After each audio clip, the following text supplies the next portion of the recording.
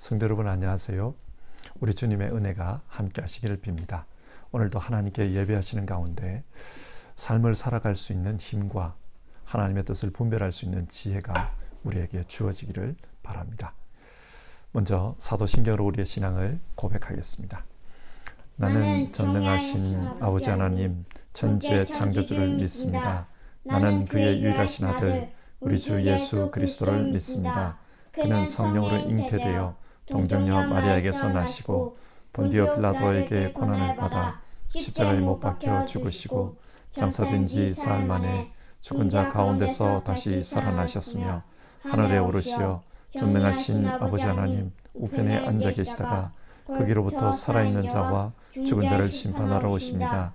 나는 성령을 믿으며 거룩한 공교회와 성도의 교제와 죄를 용서받는 것과 몸의 부활과 영생을 믿습니다. 아멘.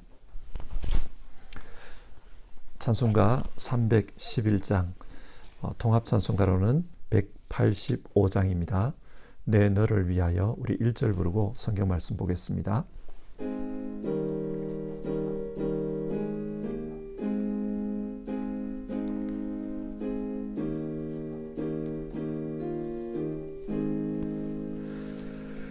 내 너를 위하여 몸 버려 피 흘려 내 죄를 속하여 살 길을 주었다. 널 위해 몸을 주건만 너무 어주느냐. 널 위해 몸을 주건만 너무 어주느냐.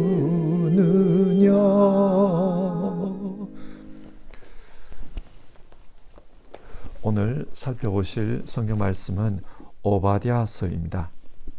오바댜서 1장 1절부터 9절까지의 말씀을 교독해서 읽겠습니다. 오바댜서 1장입니다. 1절부터 9절입니다. 이것은 오바댜가 받은 계시이다. 주 하나님이 에돔을 두고 하신 말씀이다. 주님께서 여러 민족에게 천사를 보내시면서 너희는 일어나라 에돔을 쳐 부수러 가자 하신 말씀을 우리가 들었다. 나는 여러 민족 가운데서 너를 가장 보잘것없이 만들겠다. 모든 사람이 너를 경멸할 것이다. 내가 바위 틈에 둥지를 틀고 높은 곳에 집을 지어놓고는 누가 나를 땅바닥으로 끌어내릴 수 있으랴 하고 마음속으로 말하지만 너의 교만이 너를 속이고 있다. 내가 독수리처럼 높은 곳에 보금자리를 꾸민다 하여도 내가 별들 사이에 둥지를 튼다 하여도 내가 너를 거기에서 끌어내리고야 말겠다. 나 주의 말이다. 너에게 도둑대가 들거나 밤중에 강도떼가 들이닥쳐도 자기들에게 필요한 만큼만 빼앗아간다. 포도를 털어가는 사람들이 들이닥쳐도 포도송이 얼마쯤은 남겨놓는다. 그런데 에서야 너는 어찌 그처럼 샅샅이 털렸느냐. 내가 깊이 숨겨둔 보물마저 다 빼앗기고 말았다. 너와 동맹을 맺은 모든 나라가 너를 나라 밖으로 쫓아내고 너와 평화조약을 맺은 나라들이 너를 속이고 너를 정복하였다.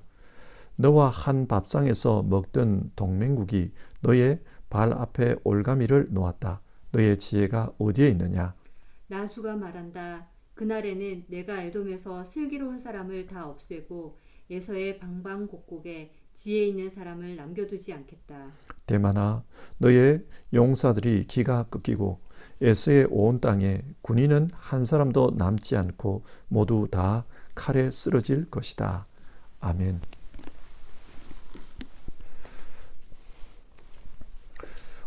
오바댜서는 구약 성경에서 가장 짧은 책입니다. 한 장밖에 되지 않는 그런 책입니다. 그러나 모든 성경 말씀은 길이와 상관없이 하나님의 말씀입니다. 중요한 말씀입니다. 그러므로 이 오바댜서를 통해 하나님께서 우리에게 교훈하시는 바가 무엇일까? 그것을 이 아침에 함께 생각해 봅시다. 오바댜서를 기록한 사람은 오바댜입니다. 오바댜라는 이름은 하나님의 종 혹은 하나님을 섬기는 사람, 그런 뜻입니다. 유대인들의 입장에서 생각해 보면 이 이름은 참 좋은 이름입니다. 그래서 구약 성경을 보면 오바댜라는 이름의 사람이 12명이나 나옵니다. 하지만 오늘 본문을 기록한 오바댜는 그 12명 중에 어느 오바댜와 동일한 인물인지 아니면 그와는 전혀 상관이 없는 다른 인물인지 알 길이 없습니다. 우리가 아는 것은 단 한 가지, 오바댜서는 에돔의 심판에 대한 말씀이다. 그 사실을 알 뿐입니다. 자, 그러면 이 에돔이 어디에 있습니까? 에돔은 사해바다 남쪽에 있던 나라입니다. 오늘날로 말하면 요르단에 속한 땅입니다. 이곳은 흑색이 붉어서 붉다라는 뜻의 에돔으로 불린 것입니다. 그러면 이 에돔 족속은 어떤 사람들일까요? 창세기에 나오는 에서의 후손입니다. 에서는 이스라엘 12지파의 아버지인 야곱의 쌍둥이 형이었습니다. 이스라엘 입장에서 생각하면 에돔은 형제 국가였던 것입니다. 하나님은 이 에돔을 중요하게 생각했습니다. 비록 이삭을 통해 장자의 축복을 받지는 못했지만 이 에돔을 중요하게 생각했습니다. 그래서 이스라엘이 출애굽한 후 땅을 정복하는 과정에서 하나님은 이렇게 말씀해요. 에돔 땅은 에서의 후손에게 주어진 땅이니 그 땅을 건드리지 말라. 하나님께서 이 에돔의 지역을 보호해 주신 것입니다. 그런데 그렇게 에돔을 중요하게 생각하시는 하나님께서 지금 그 에돔 민족을 심판하시겠다고 말씀하십니다. 1절입니다. 주님께서 여러 민족에게 천사를 보내시면서 너희는 일어나라 에돔을 쳐부수러 가자 하신 말씀을 우리가 들었다. 하나님께서 지금 에돔을 치러 가자 그렇게 말씀하신다는 거예요. 그래서 2절 나는 여러 민족 가운데서 너를 가장 보잘것없이 만들겠다. 하나님은 이 에돔을 쳐서 열방 중에 가장 보잘것없는 그런 민족으로 만들어버리겠다고 그렇게 말씀하십니다. 하나님의 의지를 볼 수 있습니다. 그러면 하나님께서 에돔을 심판하시려는 이유가 무엇일까요? 먼저는 에돔의 교만 때문입니다. 3절부터 9절까지는 에돔의 교만에 대한 말씀이 기록되어 있습니다. 에돔은 어떤 이유로 교만했는가? 3절과 4절을 보면 그들이 사는 땅이 다른 민족으로부터 침략을 받기 어려운 지형이었던 것을 알 수 있습니다. 에돔은 천연 요새였습니다. 그들이 사는 땅은 다른 민족이 침략하기가 어려운 그런 지형이었습니다. 지형적으로 산이 많고 바위가 많았던 곳이에요. 굉장히 험준한 곳이었습니다. 뿐만 아니라 에돔의 동쪽과 남쪽에는 사막이 있었어요. 그래서 외부에서 에돔을 침략해오는 것은 쉽지가 않았습니다. 그렇기 때문에 에돔 사람들이 이런 말을 했다는 겁니다. 3절입니다. 누가 나를 땅바닥으로 끌어내릴 수 있으랴. 바위로 된 그 천연 요새에 살고 있기 때문에 누가 우리를 정복할 수 있겠냐, 끌어내릴 수 있겠냐. 하지만 하나님은 이런 에돔을 끌어내리겠다고 말씀하십니다. 그리고 에돔은 물질적으로 풍요했기 때문에 교만했습니다. 5절과 6절을 보시면 이런 말이 나옵니다. 도둑이나 강도가 쳐들어오면 가치 있는 것만 가지고 갑니다. 그리고 가지고 갈 수 있는 만큼만 가지고 갑니다. 하지만 하나님께서 에돔을 심판하실 때는 그들의 모든 부귀영화와 또 숨겨놓았던 보물까지 다 빼앗아 가도록 만들어버리겠다. 그런 말씀을 하십니다. 에돔은 작은 나라입니다. 나라의 크기가 남북으로 120km, 동서로 20km 밖에 되지 않는 작은 나라입니다. 그런데 작지만은 굉장히 부유했어요. 왜 그런가 하면 무역 때문입니다. 고대 중동의 중요한 무역 루트 중에 하나가 사우디 남쪽 지역으로부터 지금의 이란, 이라크, 터키 지역에 이르는 그 무역로인데, 이 무역로가 바로 에돔 지역을 통과하고 있었습니다. 그래서 에돔은 이 무역을 통해 큰 돈을 벌 수가 있었습니다. 뿐만 아니라 에돔 땅에는 구리와 철광석 광산이 많았습니다. 이집트 시대에 이 에돔 땅에 이미 개발해 놓은 그 구리 광산들이 있었어요. 지금도 그곳을 가보면 그 흔적을 찾아볼 수 있습니다. 뿐만 아니라 많은 경우 땅 색깔이 붉다, 많은 경우 철이 산화해서 그런 붉은색을 띈다고 합니다. 그래서 그런지 이 지역에 가면 철광석 광산도 많다고 합니다. 그러니까 오늘날로 말하면 자원 수출이 가능한 나라였어요. 구리도 팔 수가 있었고 철도 팔 수가 있었습니다. 그런 자원을 가지고 많은 돈을 벌었습니다. 그래서 그 부요함 때문에 교만했다고 합니다. 지금도 그렇지요. 나라들이 잘 살면 그 나라 국민들은 그 자부심이 큽니다. 그리고 자신들의 부를 믿고 사는 그런 경향이 있습니다. 당시 에돔이 그랬던 겁니다. 그리고 에돔은 동맹국에 대한 신뢰 때문에 교만했다고 합니다. 에돔은 나라가 작기 때문에 주변 여러 나라들의 간섭을 받는 경우가 많았습니다. 특히 이웃에 있는 모압이나 암몬, 그리고 이스라엘로부터 간섭을 받는 경우가 많았습니다. 그래서 에돔은 안보적인 측면에서 외교를 많이 했어요. 어떤 나라하고 외교를 했냐? 강대국들하고 외교를 했습니다. 많은 조공을 갖다 바치고 그 강대국으로부터 우리를 좀 보호해 주십시오. 그런 부탁을 했던 거예요.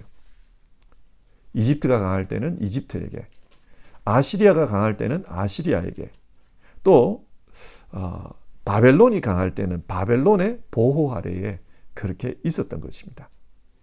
자, 이런 보호를 받으면서 주변에 다른 나라들로부터 자신들을 지킨 겁니다. 강대국들의 보호를 받고 있다 보니까 주변 여러 나라들에게 우리는 문제가 없다. 너희가 아무리 우리를 어떻게 하려고 해도 이집트가, 아시리아가, 바벨론이 우리를 지켜준다. 너희가 우리를 어떻게 할 수 없다. 그런 생각을 했다는 겁니다. 이런 강대국의 힘을 믿고 에돔은 교만했습니다. 그리고 마지막으로 에돔은 자신들의 지혜를 믿고 교만했다고 합니다. 옛날부터 이 에돔에는 지혜자들이 많았다고 해요. 예를 들어 욥기를 보면 욥의 친구들이 찾아와서 욥이 당한 그 어려움에 대해 의견을 나누는 장면이 나옵니다. 이들이 나누는 이야기를 살펴보면 고대의 철학, 신학, 그리고 지혜를 엿볼 수 있습니다. 그래서 신학자들은 욥과 대화를 나누는 이 친구들이 고대의 지혜자들이다. 그렇게 생각합니다. 이때 욥을 찾아온 친구 중에 한 사람이 바로 대만 사람 엘리바스였습니다. 대만이 어디냐? 오늘 본문 그 8절과 9절을 보면 대만이라는 그 지명이 나옵니다. 대만은 에돔의 한 도시입니다. 이 도시는 지혜자가 많기로 유명한 도시예요. 비교해서 생각해 보면 지금 독일의 하이델베르크, 튜빙겐, 뮌스터 이런 도시를 떠올리면 뭐가 생각납니까? 유명한 대학 도시잖아요. 그처럼 에돔의 대만이 그런 곳이었어요. 지혜자들이 많은 도시였습니다. 그래서 8절을 보면 자신들의 지혜를 믿고 교만한 그 에돔에 슬기로운 자를 다 없애버리겠다. 그렇게 말씀하는 내용이 나옵니다. 하나님께서 지혜를 믿고 교만해 하니까 그 지혜자들을 다 없애버리겠다. 그런 말씀을 합니다. 자, 이상에서 본 것처럼 에돔은 자신의 그 위치 혹은 자신들의 부요함 혹은 동맹국, 지혜 이런 것을 믿고 교만했습니다. 하나님은 이 교만에 대해서 벌하시겠다. 그렇게 말씀합니다. 또 무엇 때문에 에돔을 벌하시겠다고 하시는가? 형제 유다에 대한 죄악 때문입니다. 오바댜스가 어느 시대를 배경으로 쓰여졌는지는 알기 어렵습니다. 그러나 많은 신학자들이 유다가 바벨론에게 망한 이후에 쓰여진 것이 아닐까 그렇게 추정합니다. 왜 그러냐면 10절 이하의 말씀을 보면요. 예루살렘이 침략을 받아서 외적들에게 약탈을 당했다는 이야기가 나옵니다. 그때 에돔은 그 침략자들의 앞잡이가 되어서 누구보다도 예루살렘을 약탈하는데 앞장섰다는 거예요. 13절입니다. 나의 백성이 패망하던 그날 너는 내 백성의 성문 안으로 들어가지 않았어야 했다. 나의 백성이 패망하던 그날 너만은 그 재앙을 보며 방관하지 않았어야 했다. 나의 백성이 패망하던 그날 너는 그 재산에 손을 대지 않았어야 했다. 유다가 지금 패망하는 그런 어려움을 당했는데 그때 에돔은 그 패망을 보면서 약탈하고 또 즐겼다는 거예요. 이것만이 아닙니다. 14절인데요.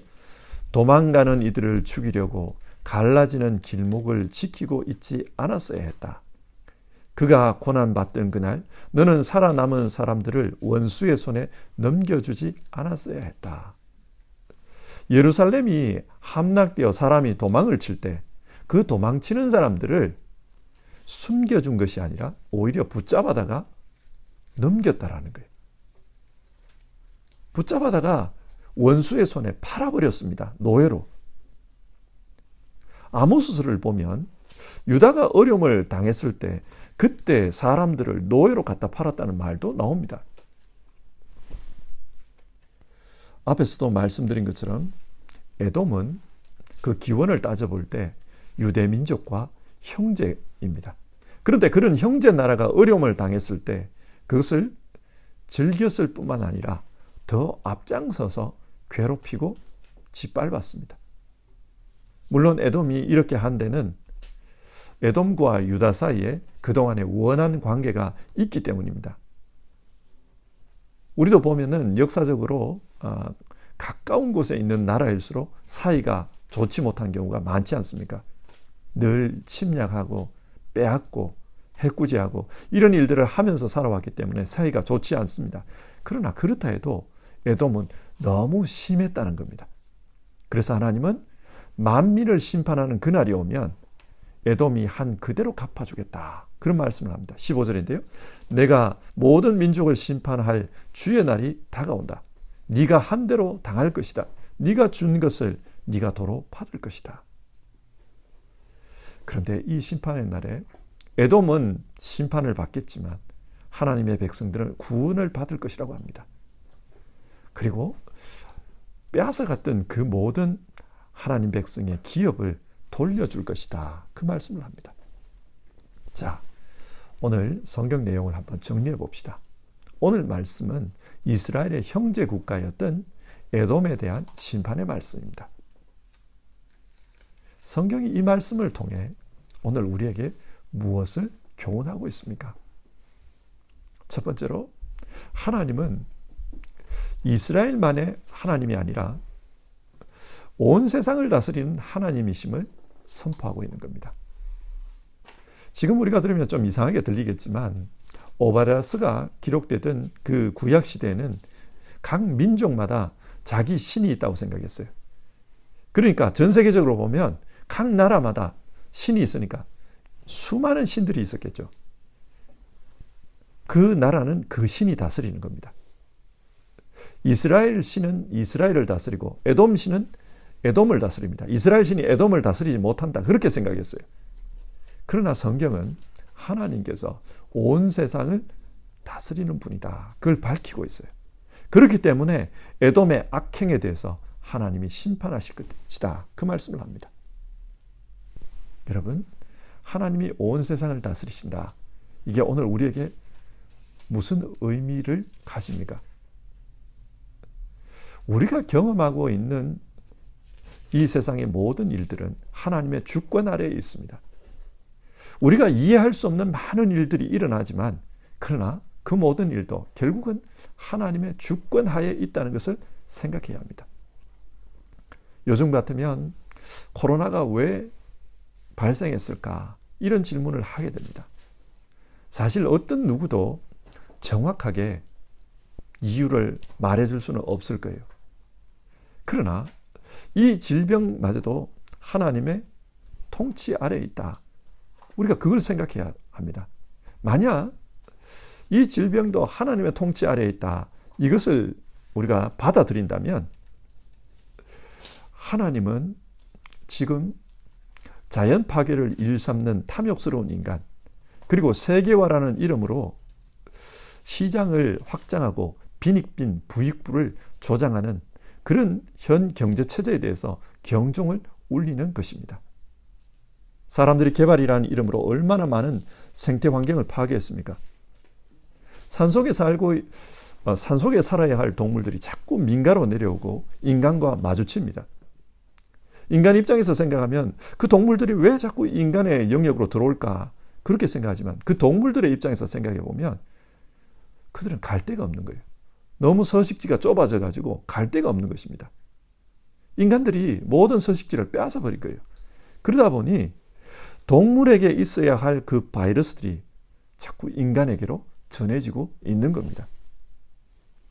그리고 거대한 다국적 기업들이 끊임없이 시장을 개척했습니다. 그러는 가운데 세계는 하나가 되어버렸어요.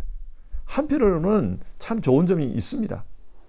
그러나 다른 한편으로는 어느 한 지역에서 발생한 질병이 이런 세계화로 말미암아 전 세계로 확산되는 그런 결과를 낳고 있습니다. 팬데믹은 세계화의 나쁜 한 단면을 보여주고 있습니다. 온 세상을 다스리는 하나님은 이런 오늘을 살아가고 있는 인간들을 향해서 탐욕이 아니라 만족을, 그리고 집착이 아니라 나눔을 요구하고 있습니다. 이웃에 대한 배려가 없었던 에돔을 심판하시는 하나님께서 끊임없는 욕심과 소유욕으로 자기만을 생각하는 이 시대를 향해서 이 어려움을 통해 교훈하는 겁니다. 이제 만족하여라. 그리고 어려운 이웃을 생각하고 배려하여라. 나누라. 그것을 말씀하는 겁니다. 두 번째로 오늘 본문은 교만에 대해서 경고하고 있습니다. 에돔은 자기의 부와 지식 그리고 동맹국을 의지하는 가운데 교만했습니다. 그래서 하늘의 하나님을 두려워하지 않고 자기 형제에게 하지 말아야 될 짓을 하고 만 것입니다. 사람들은 힘을 가지면 자랑하고 싶어 합니다. 부가 있으면 드러내고 싶어 합니다. 어쩌면 이게 본능일 수도 있어요. 그러나 그 본능이 교만으로 비춰질 때 하나님은 심판하십니다. 왜냐? 교만은 결국 다른 사람을 짓밟는 행동으로 나타나기 때문입니다. 내가 가진 것을 누리는 것은 그 자체는 잘못이 아닙니다. 그러나 내가 가진 것을 누리는 가운데 다른 사람을 짓밟는 것이 문제입니다. 에돔은 자신들의 부와 자신들의 힘을 믿고 의지하는 가운데 어려움에 빠진 이웃 이스라엘을 짓밟고 말았습니다. 사람이 잘난 체 할 수 있습니다. 그러나 잘난 체를 하면서 굳이 다른 사람을 비하하고 다른 사람을 무시하고 다른 사람 위에 올라서서 짓밟는 그런 행동은 해서는 안 됩니다. 하나님은 그것을 용납하지 않습니다. 뿐만 아니라 오늘 말씀을 보면 이 에돔이 교만한 가운데 형제 이스라엘의 어려움을 방관했다는 말씀이 나옵니다. 형제가 어려움을 당했는데 방관한 것, 하나님은 이것을 지금 문제 삼고 있습니다. 우리는 선한 사마리아인의 비유를 잘 압니다. 어려움 당한 이웃을 방관하고 지나가는 것, 하나님은 그것을 좋게 보지 않습니다. 내게 있는 것을 자랑하면서 다른 사람의 불행은 방관하는 것, 하나님은 이것을 지금 문제 삼고 있습니다. 우리가 사는 이 시대는 참 이기적이죠. 개인적으로도 그렇고 때로는 국가적으로도 보면은 이기적인 것 같아요. 그래서 지금 백신이 부족하다 그러니까 백신 이기주의가 나타난다 그러잖아요. 성도 여러분, 오늘 말씀을 보며 우리가 스스로 한번 생각해 봐야 합니다. 우리는 하나님의 주권을 인정하며 살고 있는가? 그래서 겸손한 마음으로 다른 사람을 존중하면서 살고 있는가? 그것을 한번 생각해 봐야 합니다. 뿐만 아니라 내 행복에 집착하며 다른 사람의 문제에 대해 방관하고 있지는 않는가? 우리는 그것을 생각해 봐야 합니다. 지금은 사순절입니다. 우리 예수님께서 우리에게 베풀어 주신 그 사랑의 은혜를 다시 묵상하는 그런 기간입니다. 이 사순절 기간 동안 우리 주님의 겸손의 마음, 또 우리 주님이 우리에게 베풀어 주신 그 자비의 마음을 우리도 가지고 살았으면 좋겠습니다. 이 오바댜서의 말씀을 가지고 우리 자신을 돌아볼 수 있기를 바랍니다. 311장 4절입니다. 내 너를 위하여 4절 부르고 우리 같이 기도하겠습니다.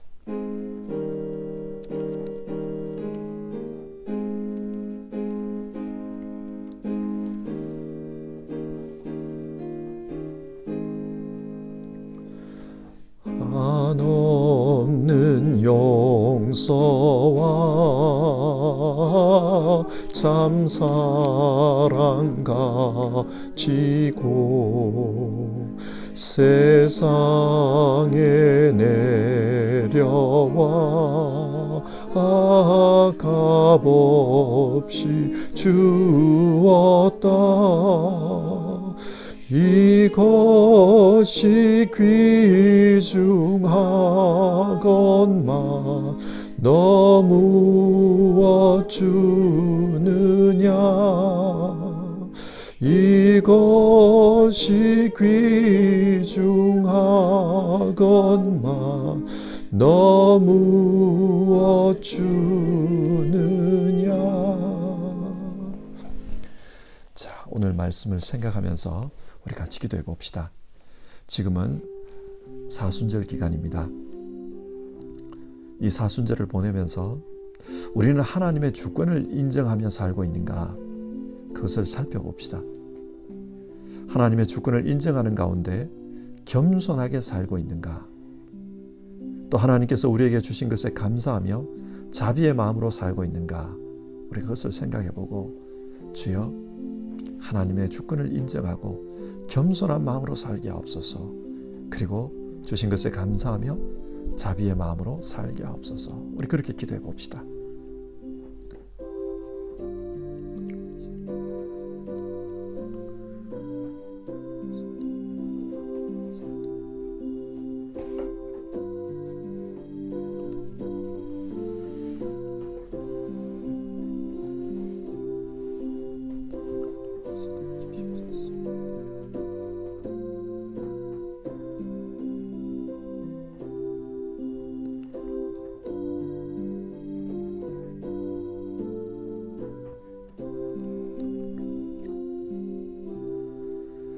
하나님, 오늘 오바댜서의 말씀을 통해서 에돔 민족이 하나님 앞에 교만하게 살다가 그렇게 심판받았던 이야기를 우리가 살펴보았습니다. 뿐만 아니라 형제가 어려움에 처했는데 형제의 불행을 자신의 기쁨으로 삼고 그 형제의 어려움에 악행을 행하고 또 방관했던 그 죄에 대해서 하나님 심판하시는 내용을 살펴보았습니다. 하나님, 하나님께서는 우리를 위하여서 예수 그리스도를 보내주시고 우리를 위하여서 모든 것을 내어주셨습니다.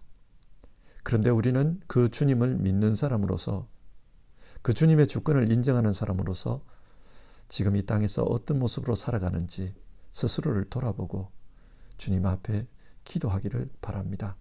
이 사순절 주님께서 우리에게 주신 그 사랑과 은혜를 생각하는 가운데 우리 스스로를 돌아보며 정말 주님이 원하는 그런 사람으로 살아가기를 원합니다.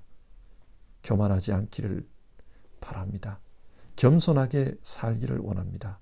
주님 우리에게 겸손의 마음 가지도록 우리 심령에 역사하여 주시옵소서. 주님, 우리가 또 살아가면서 교만하게 살았던 것 용서해 주시기를 간절히 기도드립니다. 뿐만 아니라 하나님께서 우리에게 많은 것을 주셨는데 그것에 만족하지 못하고 하나님 늘 탐욕으로 살며 또 다른 사람을 무시하고 또 다른 사람에 대해 방관하고 다른 사람의 어려움에 대해서 때로는 기뻐하고 그렇게 산 것은 아닌지 우리 스스로를 돌아보고자 합니다. 주님, 우리의 심령에 긍휼을 베풀어 주셔서 하나님 정말 자비의 마음으로 사랑의 마음으로 살아갈 수 있도록 도와주시옵소서. 사순절을 지내는 우리 성도님들 주님을 묵상하는 가운데 깊은 은혜를 체험할 수 있게 도와주시고 겸손과 자비의 마음으로 살 수 있도록 이끌어 주시옵소서. 예수님의 이름으로 기도드립니다. 아멘. 하늘에 계신 우리 아버지, 아버지의 이름을 거룩하게 하시며 아버지의 나라가 오게 하시며 아버지의 뜻이 하늘에서와 같이 땅에서도 이루어지게 하소서.